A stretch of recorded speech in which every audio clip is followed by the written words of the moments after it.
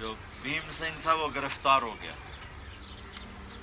تو وہ محمد بن قاسم نے اس کو اپنے ساتھ رکھا، وہ اتنا اثر لیا وہ مسلمان ہو گیا، اس نے کلمہ پڑھ لیا۔ راجہ دائر ہاتھی پہ سوار تھا، ہاتھی،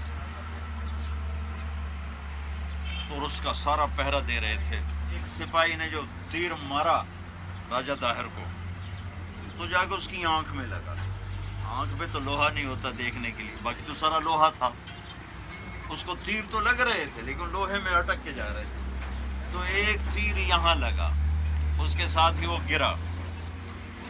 دو ٹکڑے تھے بڑے، ایک حصے کا نام تھا سندھ اور ایک کا نام تھا ہند، دو بعد میں چھوٹے چھوٹے ہو گئے۔ سندھ یہاں سے ملتان تک تھا، میرا ضلع ملتان، اور یہاں سے بمبئی تک تھا۔ ہندوستان کا کتنا دور یہاں سے بمبئی ہے، ادھر سے 2 گھنٹے جہاز پہ لگتے ہیں۔ میں بمبئی گیا ہوں کراچی سے، 2 گھنٹے جہاز پہ لگتے ہیں۔ تو یہ اروڑ سے لے کر بمبئی اور اروڑ سے ملتان، یہ سارا سندھ تھا۔ اور اس وقت اس پر ایک ہندو راجپوت خاندان کی حکومت تھی، جس کا آخری حکمران تھا راجہ داہر۔ تو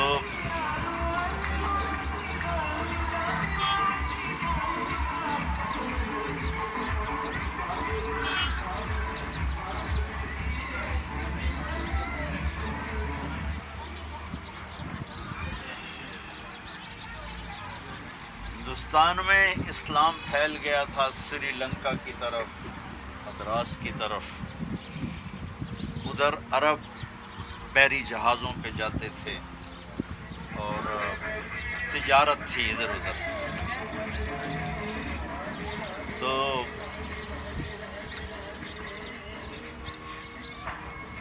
اس وقت دریائے سندھ اس کے ساتھ گزرتا تھا، ادھر روڑی نہیں تھا، ادھر تھا، یہاں سے گزرتا تھا دریائے سندھ۔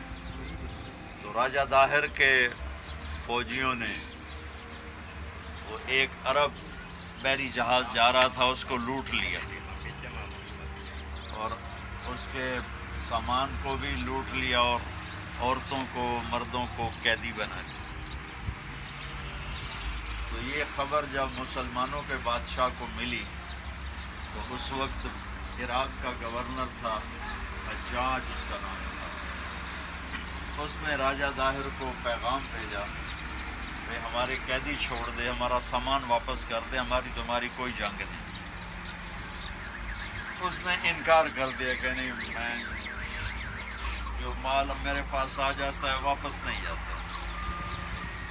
تو حجاج بن یوسف نے پھر مسلمانوں کے بادشاہ سے اجازت لی کہ مسلمان عورتیں ہیں، ان کی عزت کا سوال ہے، ان کو چھڑانا ہے، مجھے فوج دو۔ تو اس نے ایک فوج بھیجی 4000 کا لشکر، وہ مکران میں ہی راجہ داہر کی فوجوں نے اس کو شکست دی، کیونکہ ادھر بلوچستان میں بھی راجہ داہر کی حکومت۔ پھر دوسرا لشکر بھیجا، اس کو بھی راجہ داہر کی فوجوں نے شکست دی۔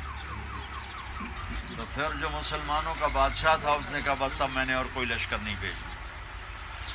تو حجاج نے کہا کہ تم مجھے صرف پیسے دے دو تو میں لشکر خود تیار کروں گا اور جتنے پیسے خزانے سے لوں گا اس سے دگنے خزانے میں ڈال دوں گا۔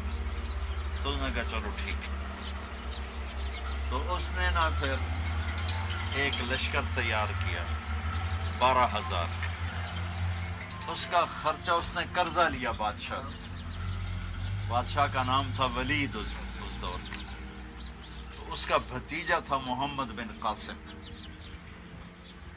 یوسف اور قاسم بھائی تھے، ایک کا بیٹا حجاج تھا، ایک کا بیٹا محمد تھا۔ محمد بن قاسم کی عمر اس وقت 17 سال تھی، لیکن اللہ تعالیٰ نے اس کو بہت بڑا شاہ سوار بنایا تھا۔ تو اس نے، اور اس حجاج کی بیٹی بھی اس کے نکاح میں تھی، اس کا بھتیجا بھی تھا، داماد بھی تھا۔ میری بات سمجھ میں آ رہی؟ اچھا۔ تو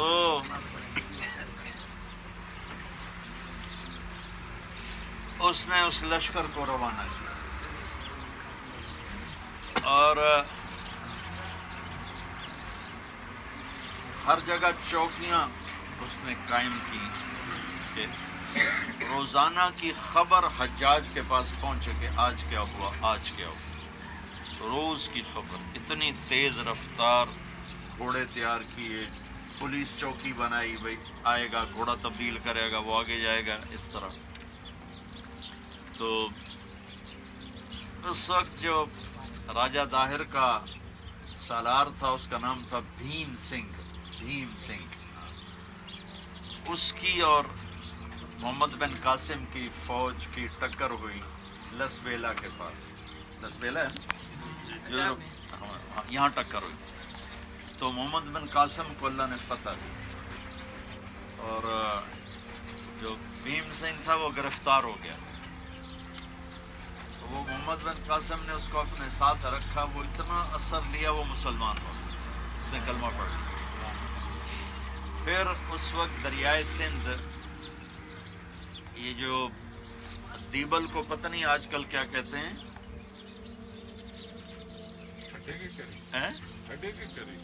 وہ لاڑکان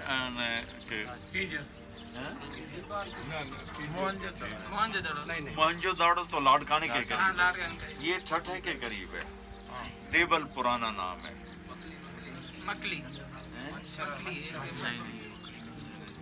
بھمبور، بھمبور معلوم ہے؟ بھمبور، بھمبور اس کا محمد بن قاسم کے زمانے میں نام تھا دیبل، بعد میں بھمبور اس کا نام پڑا، جو بہت بڑا شہر تھا، اور دریائے سندھ اس کے ساتھ گزرتا تھا۔ تو کشتیوں پر مسلمانوں کا لشکر یہ کراچی والے سمندر سے دریائے سندھ میں داخل ہوا، اور دریائے سندھ میں داخل ہو کر وہ بھمبور پہنچا، اور یہاں پہلا شہر جس پر لڑائی شروع ہوئی وہ تھا، وہ دریائے سندھ کے ادھر تھا۔ تو کئی دن لڑائی چلتی رہی، وہ فتح ہی نہیں ہو رہا۔ پھر محمد بن قاسم کو پتہ چلا ان کا ایک بڑا مندر تھا، اس کے اوپر ایک جھنڈا تھا، تو ہندوؤں کا عقیدہ تھا جب تک یہ جھنڈا نہیں گرے گا ہمیں کوئی نہیں ہرا سکتے، تو وہ جھنڈے کو نشانہ لگاتے وہ پتھر ادھر ادھر ہو جاتا تھا۔ پھر ایک دن محمد بن قاسم نے خود وہ پتھر والی توپ اٹھائی اور اس کا نشانہ لے کے اللہ اکبر کہہ کے جو پتھر پھینکا وہ جھنڈا گر گیا۔ تو پھر شہر والوں نے خود ہی کہا جی بس ہماری صلح، ہم نہیں لڑتے۔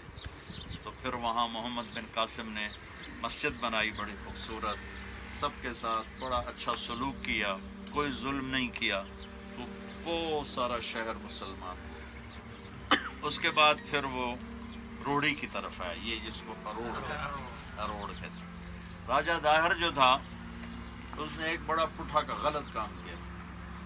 ایک دن وہ بیٹھا تھا، اس کی بہن بھی ساتھ تھی، تو ایک نجومی آیا، تو اس نے کہا میری بہن کا ہاتھ دیکھو۔ نجومی نے ہاتھ دے کر کہا کہ اس لڑکی سے وہ شادی کرے گا جو پورے سندھ کا بادشاہ ہو۔ تو راجہ داہر تو پریشان ہو گیا کہ میں تو سندھ کا بادشاہ ہوں، میں جس سے اپنی بہن کی شادی کروں گا وہ مجھے مار کے بادشاہ بن جائے گا۔ تو اس نے وزیر کو بلایا کہ بتاؤ میں کیا کروں۔ وزیر نے کہا تو اپنی بہن سے شادی کر۔ کہا میں بہن سے شادی کروں تو بڑی بری بات ہے۔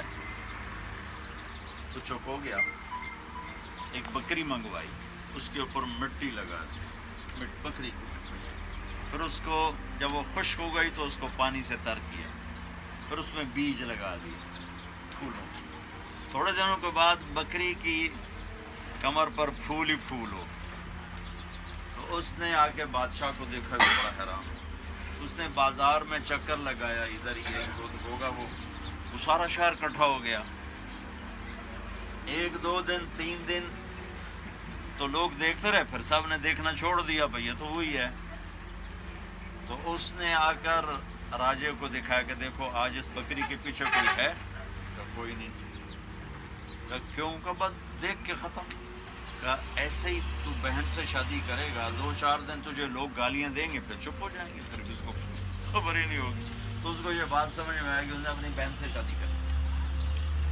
تو مسلمانوں کا محمد بن قاسم دریا تو تھا، ڈیم تو نہیں ہوتے تھے، اتنا پانی میلوں بڑا دریا تھا. تو کتنے دن لگ گئے جگہ تلاش کرنے میں کہاں سے لشکر کو پار کرو. پھر اس نے اللہ سے دعا مانگی، نفل پڑھے، تو اللہ نے ایک جگہ سے پورے لشکر کو پار لگا دیا. تو پھر اس نے پتہ چلا راجہ داہر کچھ 60,000 کا لشکر لے کے آ رہا تھا. ادھر ہر طرف سے ہندو راجوں نے آ کر اس کا ساتھ دیا. تو اس نے حجاج بن یوسف کو خط لکھا اپنے چاچے کو کہ بہت زیادہ فوج آ گئی، میری مدد کرو، ہم 12,000 ہیں، تھوڑے ہیں. تو اس کو خط لکھا اس کے چاچے گورنر نے کہ ہمارے نبی نے فرمایا ہے کہ اگر میری امت 12,000 ہوگی نا تو ان کو کوئی شکست نہیں دے سکتا. 12,000 ساری دنیا کو کافی. اس لیے جب میرا خط ملے سب کو اللہ کی یاد دلاؤ، سب کو نماز پڑھاؤ، سب کو نفل پڑھاؤ، سب کو دعا کرواؤ، اللہ فتح دے گا.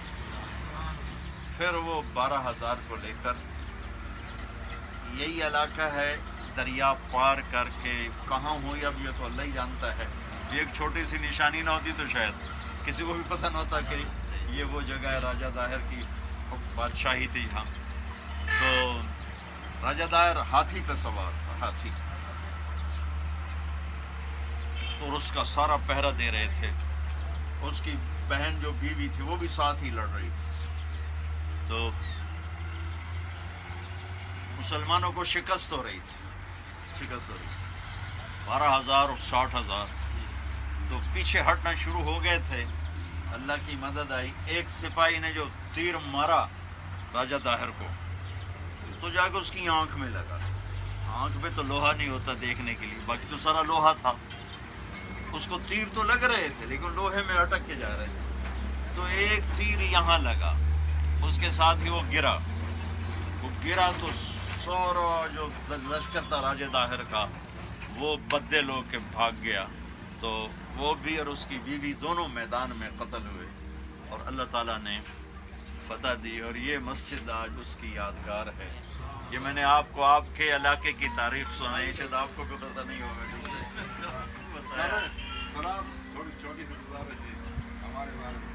ہاں یہ تو ابھی کریں گا، اس لیے بیٹھے. تو اب یہ تو ہو گئی اروڑ کی تاریخ. یہاں محمد بن قاسم نے تھوڑا عدل انصاف قائم کیا، سارا علاقہ کلمہ پڑھتا گیا. اور میرا ضلع ملتان ہے.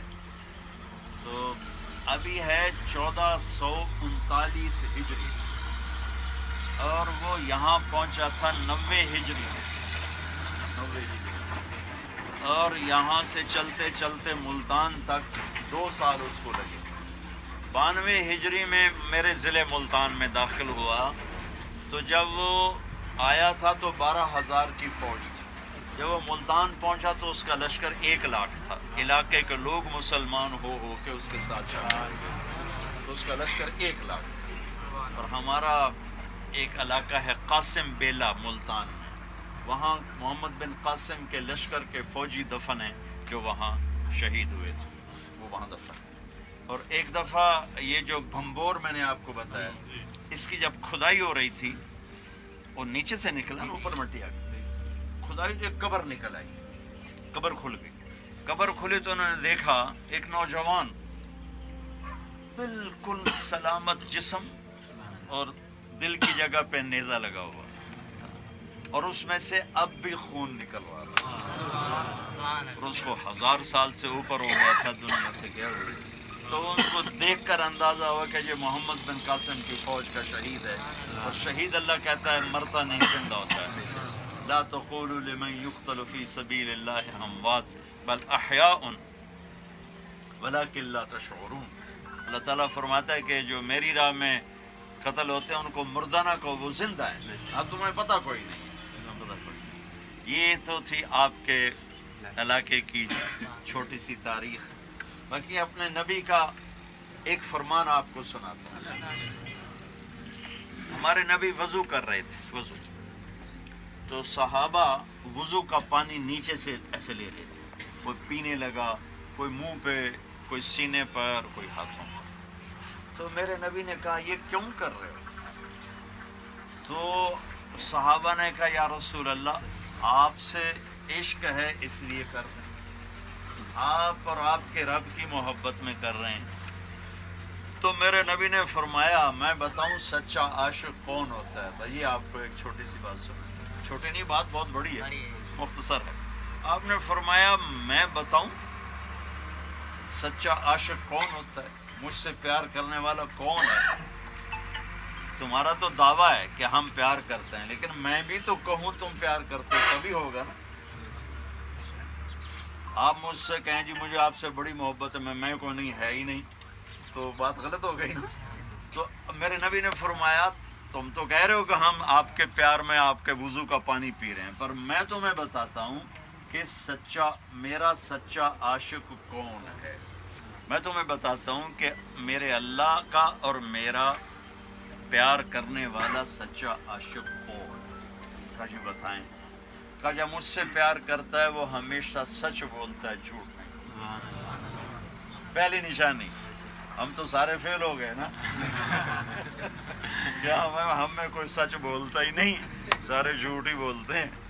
تو میرے نبی نے فرمایا کہ میرا جو عاشق ہوتا ہے وہ کبھی جھوٹ نہیں بولتا، وہ ہمیشہ سچ بولتا۔ فَلْيَصْدُقِ الْحَدِيثَ إِذَا حَدَّثَ۔ فرمایا دوسری نشانی یہ ہے جو مجھ سے عشق کرتا ہے وہ کبھی کسی کو دھوکہ نہیں دیتا، دو نمبری نہیں کرتا ہے، ملاوٹ نہیں کرتا ہے، کھوٹ نہیں کرتا ہے، دو نمبری نہیں کرتا ہے، غلط بیانی نہیں کرتا ہے، کسی کو دھوکہ نہیں دیتا ہے۔ اس میں بھی ہم سارے فیل ہو گئے، پورے بازار میں سب دو نمبر بیٹھے ہوئے ہیں، کوئی ایک نمبر ہے ہی کوئی نہیں، تلاش بھی کرو تو نہ کوئی سچا ملتا ہے نہ کوئی ایک نمبر والا ملتا ہے۔ تو دو باتیں فرمائیں کہ جو مجھ سے عشق کرتے ہیں ان کی پہلی نشانی ہے وہ سچ بولتے ہیں، دوسری نشانی ہے وہ دھوکہ نہیں دیتے۔ اچھا ایک حدیث اس کو اور وضاحت کے لیے سناتا ہوں۔ میرے نبی نے فرمایا ایک مسلمان ہر گناہ کر سکتا ہے، بشر انسان ہے۔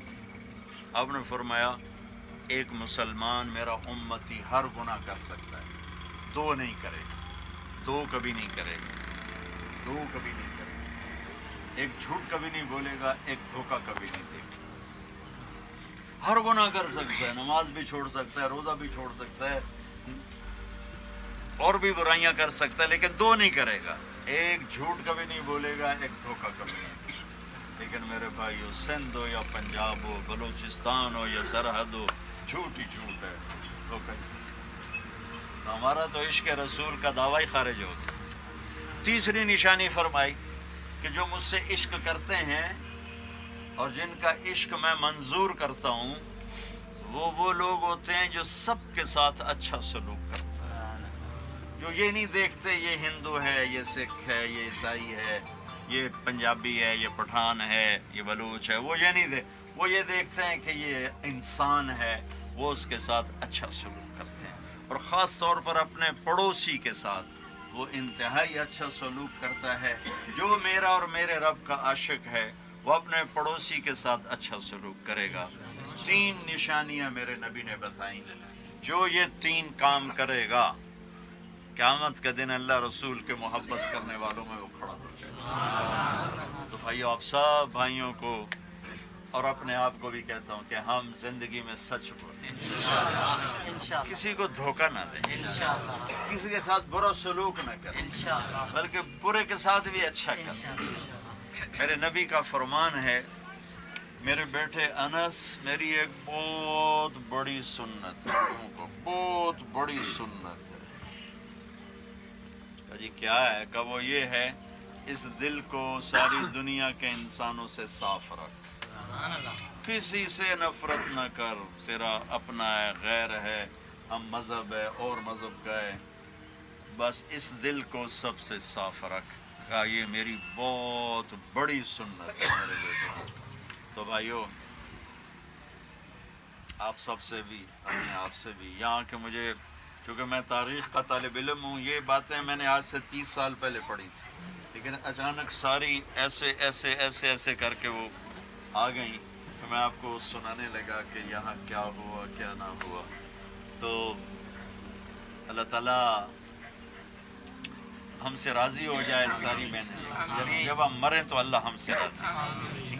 تو یہ جو تبلیغ کا کام ہے، تبلیغی جماعتیں ہیں، یہ اس ایمان کو، ان صفتوں کو سیکھنے کی محنت ہو رہی ہے. اس کا اجتماع بھی ہو رہا ہے. میں اسے اجتماع کے لیے آیا ہوں. ہم رات پہنچے تھے شالیمار، اور وہاں جو بڑا دل کا ہسپتال بنا ہے اس کے پیچھے وہ اجتماع ہو رہا ہے. اب سارے بھائیوں سے گزارش ہے، اب کم از کم کل کا دن وہاں ضرور گزاریں انشاءاللہ. مغرب کے بعد میرا بیان بھی ہوگا، اس میں بھی آپ آئیں، رات بھی قیام کریں. پھر اگلے دن دعا ہوگی، دعا میں آپ شرکت کریں، اور آپس میں ان 3 چیزوں کی محنت کریں. روڈ میں کوئی جھوٹ بولنے والا نہ، کوئی دھوکہ دینے والا نہ، کوئی کسی کے ساتھ زیادتی کرنے والا نہ. ٹھیک ہے نا؟ نیت کرتے ہو نا صاحب؟ اللہم لک الحمد صلی علی محمد کما وفعل بنا ما انت اہل انک اہل التقوی و اہل المغفرہ. ربنا آتنا فی الدنیا حسنہ وفی الآخرۃ حسنۃ وقنا عذاب النار. یا اللہ، جو تیرے بندے یہاں تیرا پیغام لے کر آئے اور ان کی یہ یادگار مسجد ہے، وہ جہاں جہاں تیرے بارگاہ میں زمین کے نیچے دفن ہے، ان سب کی قبروں کو روشن فرما، ان سب کو بلند درجات عطا فرما.